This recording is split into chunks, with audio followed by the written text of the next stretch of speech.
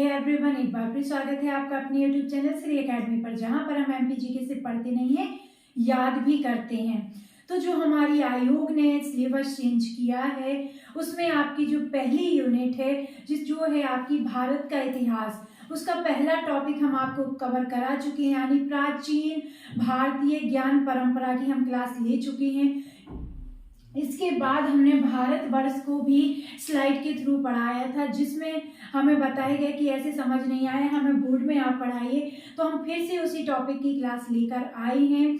तो हम आज की क्लास में क्या क्या पढ़ने वाले हैं उसकी रूपरेखा देख लेते हैं। तो सबसे पहले हम पढ़ेंगे भारतवर्ष का अर्थ क्या होता है, फिर हम पढ़ेंगे भारतवर्ष की क्या अवधारणा है, फिर हम पढ़ेंगे भारतवर्ष का भौगोलिक क्षेत्र क्या है, फिर हम देखेंगे भारतवर्ष के क्या अन्य नाम है, मतलब किसने भारत कहा, किसने आपका हिंदुस्तान नाम दिया, किसने इंडिया नाम दिया, जम्बू द्वीप हमें देखने को किसमें मिलता है, पुराण या महाकाव्य जो रहे उसमें भारतवर्ष को किस नाम से जाना जाता है, तो हम वो सभी नाम देखेंगे।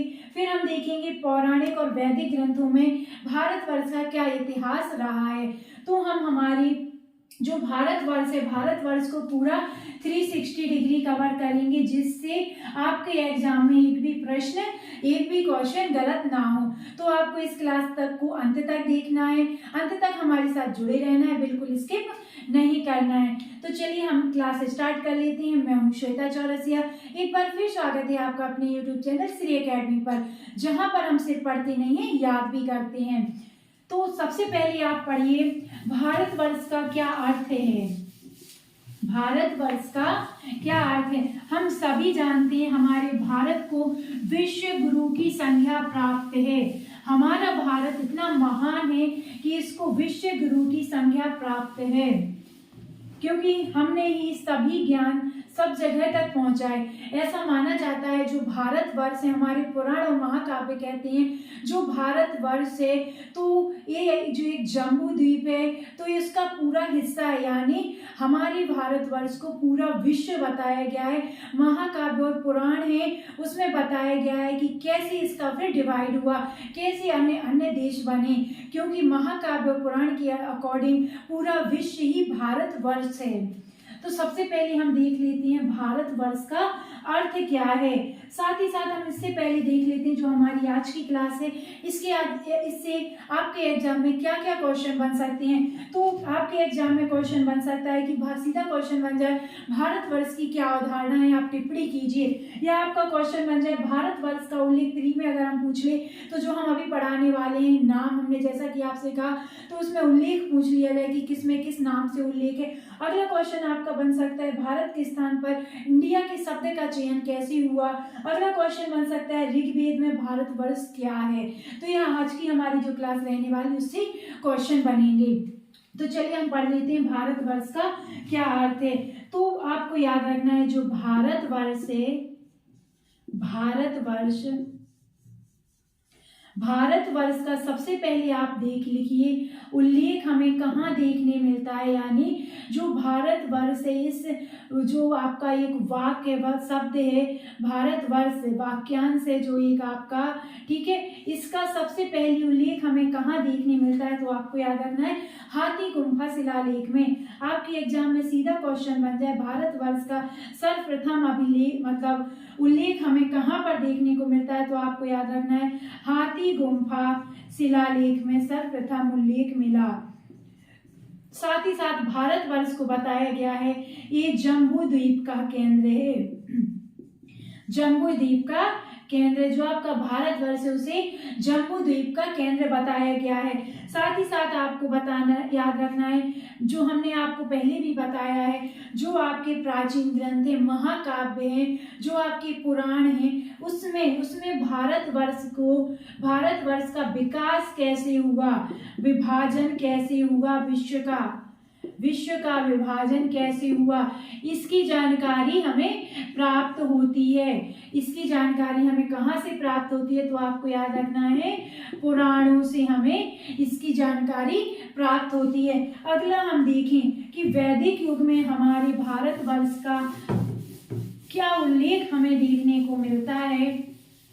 वैदिक युग में तो हम देखते हैं जो वैदिक पीरियड है हमारा, इधर वैदिक पीरियड नोट्स हमारे साथ साथ आप बनाते चलिए।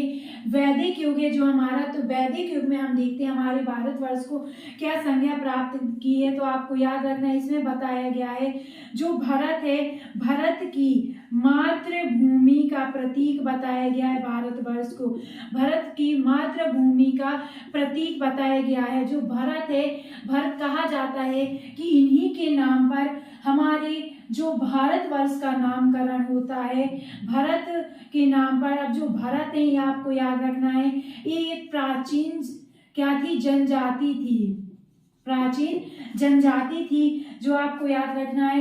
ऐसा माना जाता है इन्हीं के नाम पर भारत संतति, मतलब हम सब इन्हीं की संतानें हैं, ऐसा बताया जाता है। एक प्राचीन जनजाति थी। आपको जो हमारा ऋग्वेद है हमारा वैदिक युग से संबंधित जो ऋग्वेद है, ऋग्वेद में आपको जो भरत रहे हैं, ऐसा माना जाता है इन्होंने 10 राग युद्ध में भाग लिया था और हमारे जम्बूद्वीप को, यानी पूरे जो विश्व है, पूरे विश्व पर इन्होंने विजय प्राप्त की थी, जिसका नाम क्या पड़ गया, भारतवर्ष जिसका नाम था।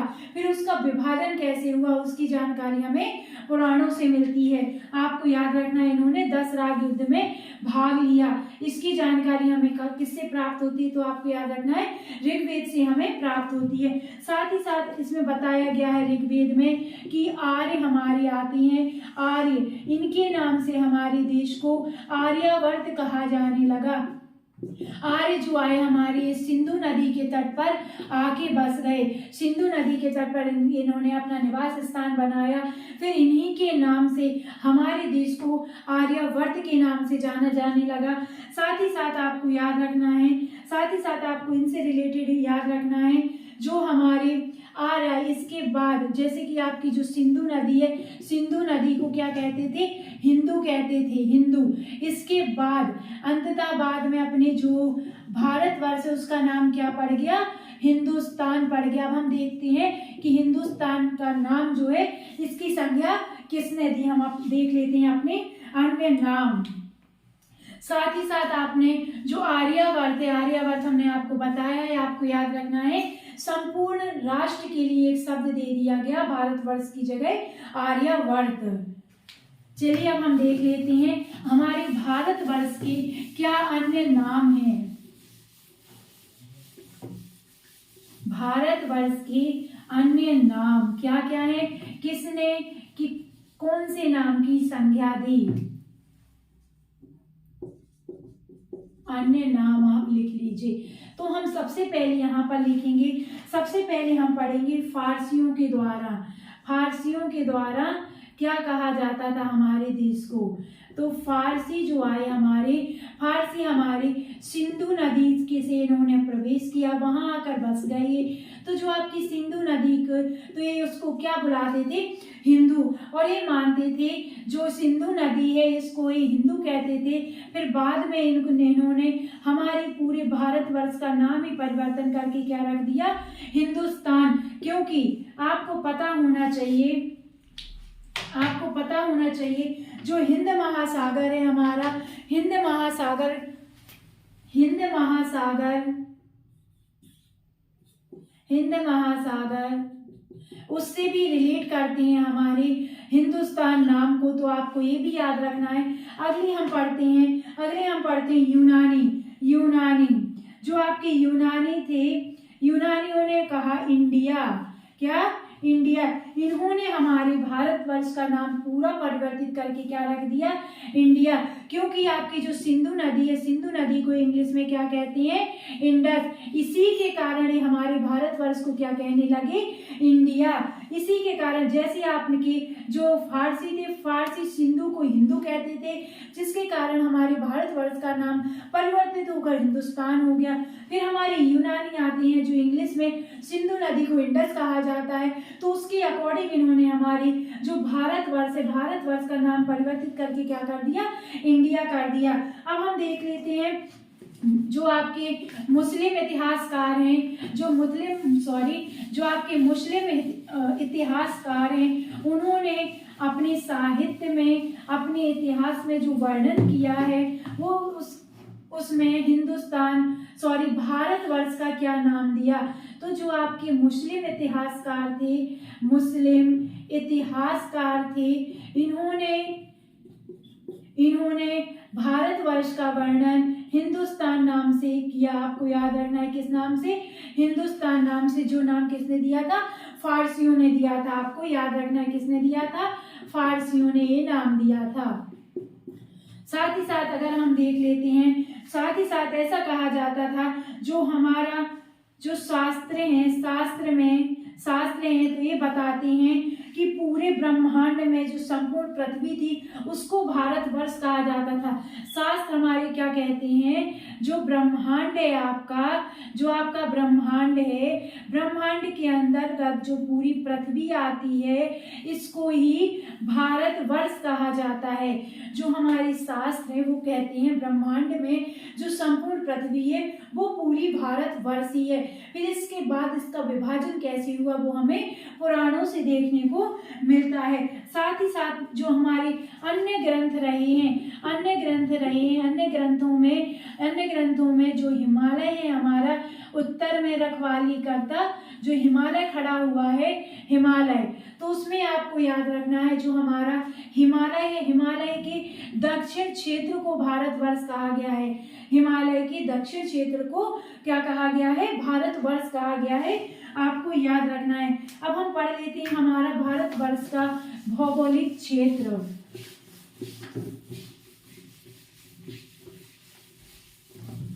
या भारतवर्ष का भौगोलिक क्षेत्र जो इस क्लास को स्लाइड के साथ मतलब वाक्य टू वाक्य पढ़ने चाहते हैं, लाइन टू लाइन इसकी पढ़ना चाहते हैं तो हमने इसकी स्लाइड में भी अलग से क्लास ली है, आप देख सकते हैं। और जो वन लाइनर फैक्ट पढ़ना चाहते हैं वो उनके लिए आज की क्लास इम्पोर्टेंट है। भारत का भौगोलिक क्षेत्र, क्योंकि इसमें हम पढ़ रहे हैं प्री के अकॉर्डिंग भौगोलिक क्षेत्र, जिससे आपके प्री में सीधे सीधे क्वेश्चन बनने वाले हैं। भारत का भौगोलिक क्षेत्र क्या था, यानी भारतवर्ष का भौगोलिक क्षेत्र।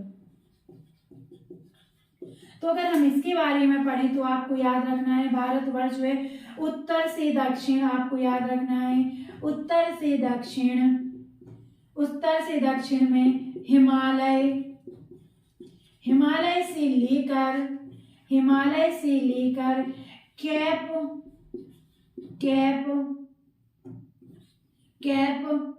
कोमोरिन तक फैला हुआ है।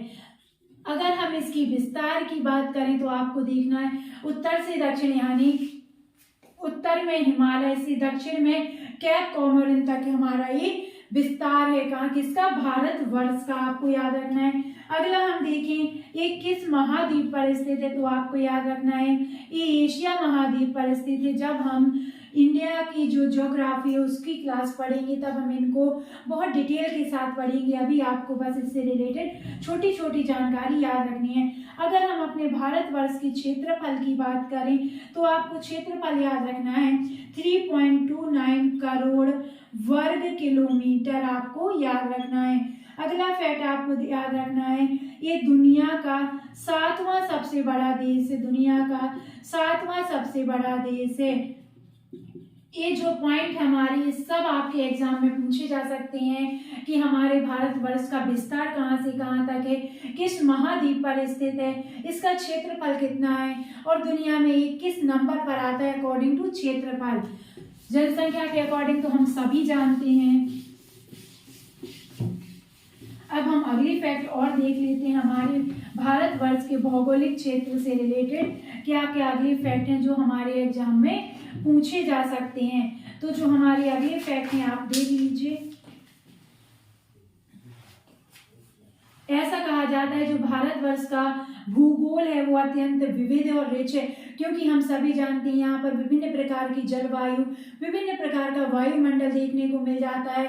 साथ ही साथ विभिन्न प्रकार के वन्य जीव हमें यहाँ देखने मिलते हैं। इसके साथ साथ ही हमें यहाँ पर जो हमारा समुद्र है हम बात कर लेते हैं समुद्र की, पहाड़ों की, नदियों की, पर्वतों की, मतलब सभी का सम्मिश्रण है यहाँ पर, किसमें, भारतवर्ष में। आपको याद रखना है, इसलिए कहा जाता है कि भारत का जो भूगोल है वो विविध और बहुत ज्यादा रिच है। आपको याद रखना है।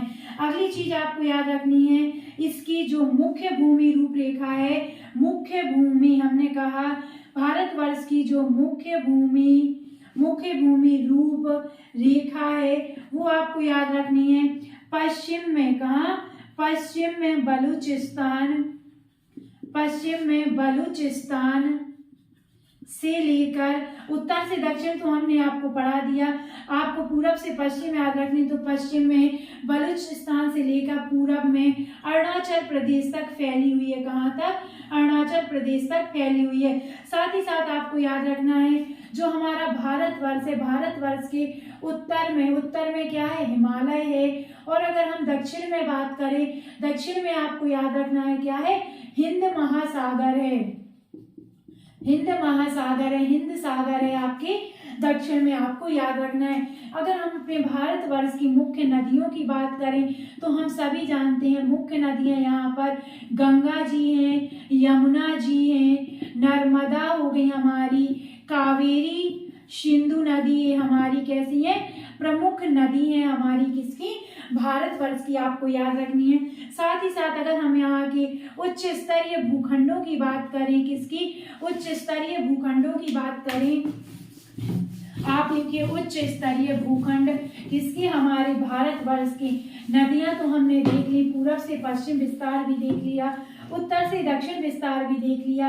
अब आप लिखिए इसमें उच्च स्तरीय भूखंड, उच्च स्तरीय भूखंड। तो उच्च स्तरीय भूखंड में आपको याद रखनी है, मतलब इधर बात हो रही है पर्वतों की, तो पहाड़ियों की, तो आपको याद रखना है हिमालय है, अरावली प्रमुख है, विंध्य, मतलब ये तो हम आपको मेन बता रहे हैं, बाकी तो आप सभी जानते हैं कि कितनी सारी हैं यहाँ पे, सतपुड़ा और पूर्वी घाट आपको याद रखने हैं, क्या, पूर्वी घाट ये हैं। अगर हम भारत का वायुमंडल की बात करें तो हमने आपको पहले से बताया विविधता से भरा हुआ है, विभिन्न प्रकार की जलवायु यहाँ पाई जाती है। तो आज की क्लास में हमने भारतवर्ष की अवधारणा, नए नाम, अर्थ सब देख लिया है। इसके अतिरिक्त जो पुराण और महाकाव्य में बताया गया है, यानी भारतवर्ष के जो अन्य फैक्ट रह गए हैं उनको हम कल की क्लास में कवर करेंगे। आज के लिए आप इन सबके नोट्स बना लीजिए, साथ ही साथ इनको डेली याद भी करते जाइए। हम इधर थोड़ी थोड़ी करके इसलिए पढ़ाएंगे जिससे आपको, क्योंकि ये नया टॉपिक है, याद इजीली हो जाए और समझ भी इजीली आ जाए। तो चलिए अब हम ऐसे ही अन्य क्लास के साथ आपको कल मिलेंगे अगली क्लास के साथ, जिसमें जो भारतवर्ष के कुछ और टॉपिक रह गए हैं उनको हम कवर करेंगे। तो अगर आप हमारे चैनल को पहली बार देख रहे हैं, हमारे साथ पहली बार जुड़े हैं, तो प्लीज़ चैनल को सब्सक्राइब कर लीजिए, क्योंकि ऐसी ही क्लासेस अब आपको डेली मिलने वाली हैं। और क्लास पसंद आए तो प्लीज़ लाइक करिए और प्यारे प्यारे से कमेंट करिए। तो चलिए अब हम मिलते हैं आपको अपनी कल की क्लास में। तब तक के लिए आप अपना ध्यान रखिए, स्वस्थ रहिए, खुश रहिए। नमस्कार दोस्तों, बाय बाय।